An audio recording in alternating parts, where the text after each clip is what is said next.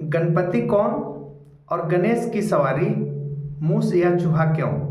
नमस्कार मित्रों, मैं हूं ब्रह्मदेव चौधरी और मेरे YouTube चैनल पर आपका स्वागत है। सवाल है, गणपति कौन और गणेश की सवारी चूहा या मूस क्यों। सबसे पहले गणपति गण प्लस पति।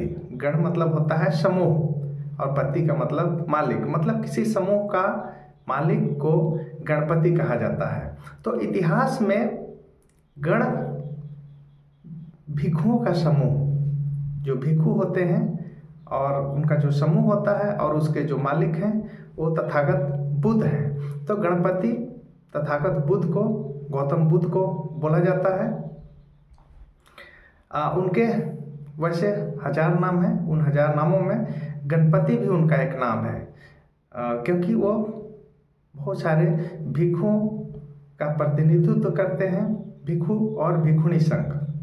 तो गणपति तथागत बुद्ध को बोला जाता है और गणेश भी भगवान बुद्ध को ही बोलते हैं। गण प्लस ईश वही है गणपति, और गण मतलब समूह, ईश मतलब मालिक या उनका ईश्वर बोलिए।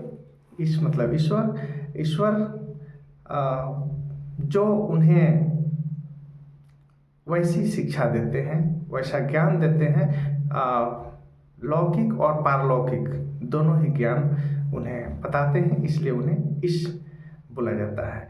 तो गणेश की सवारी जो है मूस या चूहा क्यों है, ये कैसे, तो बहुत ही दिलचस्प बात है।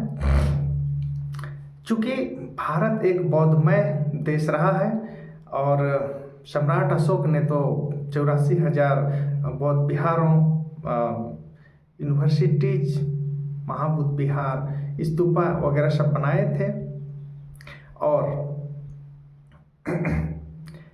कालांतर में बुद्ध सम्राट अशोक के जो पोता के साथ हुआ, बृहदत्त मौर्य, पुष्यमित्र शुंग ने उनके सेना में घुसकर और उनके साथ गद्दारी किया, उनके साथ धोखा किया, उनकी हत्या की और फिर उसने अपना खुद का राज्य स्थापित करना शुरुआत किया। और इसके बाद चूँकि पुष्यमित्र शुंग विदेशी ब्राह्मणों का वंशज है और वो बहुत दिनों से अपना राज्य स्थापित करना चाहते थे इस भारत देश में, और उस फिराक में लगे हुए थे। मौका उन्हें मिला और उन्होंने ये काम किया। तो कुछ तो यहाँ पर हुआ काम। दूसरा, 7वीं-8वीं शताब्दी में एक शंकराचार्य हुए जो प्रचंड बौद्ध बन करके और जो बौद्धिस्ट चीज़ें थी उसको नष्ट करने का काम किया। इसके बाद एक पेंटर हुए थे, कलाकार हुए थे रवि राजा नाम के, और उन्होंने जो है सो वैसी पेंटिंग बनाई जो कि एक बेइज्जती करने का प्रतीक है। जिस तरह से आज बोध गया में, महाबोधि में जो ब्राह्मणों का चल रहा है, हवन चल रहा है, पिंडदान चल रहा है, ये जो है एक नीचा दिखाने वाली जो बात है, वो नीचा दिखाने वाली बात को ही लेकर के और उन्हें चूहे की सवारी, मूस की सवारी उन्हें दिखाई गई है। जब पुष्यमित्र शुंग ने बृहदत्त मौर्य की हत्या की, उसके बाद भिक्षुओं को मारने के लिए, काटने के लिए उन्हें सिविल लोगों को जो उनके राज्य में थे उन्हें ये दिया कि अगर एक गर्दन काट के लाओगे तो तुम्हें 100 स्वर्ण मुद्राएं दी जाएगी। तो इस तरह से हुआ, बहुत सारे भिक्षु भागने लगे। और 7वीं शताब्दी 8वीं शताब्दी में भी ऐसे ही हुआ शंकराचार्य के समय। तो ये जो चूहे का प्रतीक है, मूस पर बैठाने का प्रतीक है कि देखो, जो तुम्हारे